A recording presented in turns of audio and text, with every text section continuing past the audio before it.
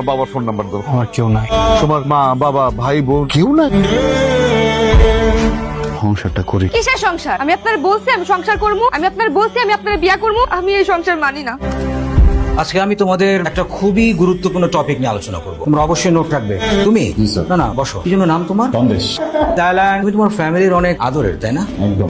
কে কে আছে তোমার ফ্যামিলিতে? তো ফ্যামিলিতে বাবা আছেন, আমি দুজন। রসগোল্লা নাই? আহা, বাবার ডায়াবেটিস তো রসগোল্লা খাওয়া নিষেধ। কি করেন তোমার বাবা? তুমি বিজনেস করো। সন্দেশ, আমি তোমার পেপারস দেখেছি, তুমি গ্যাপ দিয়েছো। তুমি তো অলমোস্ট কমপ্লিট করে ফেলেছিলে, এখন আবার এখানে এসে সেকেন্ড ইয়ারে ভর্তি হলে কেন? স্যার, খাল কেটে কুমির আনা তো মানুষেরই স্বভাব। এমন একটা স্বভাব আমার আছে, কুমির চলে আসে, আমার লেখাপড়াটা আর হয়নি।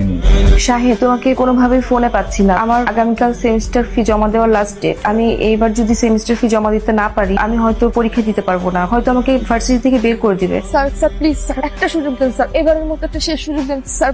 স্যার প্লিজ একটা সুযোগ দেন। আমার বাবা খুব অসুস্থ স্যার, বাড়ি থেকে এখনো টাকা পাঠায়নি, বাবার ট্রিটমেন্টে প্রচুর টাকা লাগছে স্যার। স্যার একটু বুঝেন স্যার। বিষয়টা সেমিস্টার ফি নয় রোহি, তুমি যদি আরো লেট করো সেমিস্টার ফি দিতে তাতে কোনো সমস্যা ছিল না। ব্যাপারটা হলো তুমি একটা ফাঁকি বাজবে, ঠিক মতো লেখাপড়া করো না, ক্লাস ফাঁকি দিয়ে এদিক ওদিকে ঘুরে বেড়াও, তারপর আবার ওয়েবার নিয়ে বসে আছো। তোমার ওয়েবার আগামী সেমিস্টার থেকে cancel. Sir sir please sir sir sir এবারের মতো একটা শেষ সুযোগ দেন স্যার প্লিজ। কতগুলো রিটেক আছে তোমার মাথায় আছে? লেখাপড়াটা ঠিক মতো করো, ব্যাপারটাকে একটু ভালোভাবে ডিল করো। আসসালামু আলাইকুম। আমি আসলে শাহেদের ফ্রেন্ড না, গার্লফ্রেন্ড। ও আমাকে লাস্ট 1 বছর যাবত বিয়ের কথা বলে ঘুরাচ্ছে, বিয়ে করছে না। ইভেন 7 দিন যাবত আমি তাকে কোনো ফোনে পাচ্ছি না, সে আমার সাথে দেখা করছে না, কথা বলছে না। আমি ভাবলাম আপনার সাথে এসে ডিরেক্ট কথা বলি, সবকিছু ফয়সালা আপনার সামনে হোক। শাহেদ, আমি এসব কি শুনছি? বাবা, ও আমার পরিচিত, ওর সাথে আমার রিলেশন ছিল, এন্ড একটা পর্যায়ে গিয়ে আমি ভাবছিলাম যে ওর সাথে আমার যায়, বাট আই ওয়াজ রং বাবা। ও একটা গোল্ড ডিগার বাবা, ও টাকা পয়সা লোভী। মুখ সামলে কথা বলো তুমি। কি মুখ সামনে কথা? কি বলতে চাও তুমি? কেন আসছো আমার বাসায়? কেন আসছে বোঝো না তুমি? তুমি বিয়ের কথা বলে কেন ঘোরাচ্ছ? বাবা, শি ওয়াজ ম্যারিড। আমি মানি ওর সাথে আমার রিলেশনশিপ ছিল, বাট আমি কোনোভাবেই জানতাম না বাবা রিলেশনশিপের আগে ও ম্যারিড ছিল। ওর হাজবেন্ডকে ডিভোর্স দিয়ে আসছে আমার কাছে, এন্ড এটা আমি জানার পরেও আমি সেটা অ্যাকসেপ্ট করে নিছি। তুমি আমাকে যে পকেট মানি দিতা বাবা, সেখান থেকে আমি ওর সেমিস্টার ফি দিতাম, ওর খরচ দিতাম আমি। এরপরেও আমার সাথে চিট করছে, আমার সাথে শেয়ার করতে চায়নি, ও যে ডিভোর্সি। আমি তোমার কাছে কখনো এটা আশা করিনি। আঙ্কেল আঙ্কেল বিশ্বাস করুন, আমি লোভী না। আমি যা করেছি সবকিছু ওকে ভালোবেসে করেছি। আমার হাজবেন্ডের সাথে লাস্ট টাইম আমার বনিবনা হচ্ছিল না, আমি ওকে ভালোবেসে আমার হাজবেন্ডকে আমি ডিভোর্স দিয়েছি। তারপর থেকে আমি ঢাকা শহরে একা থাকি,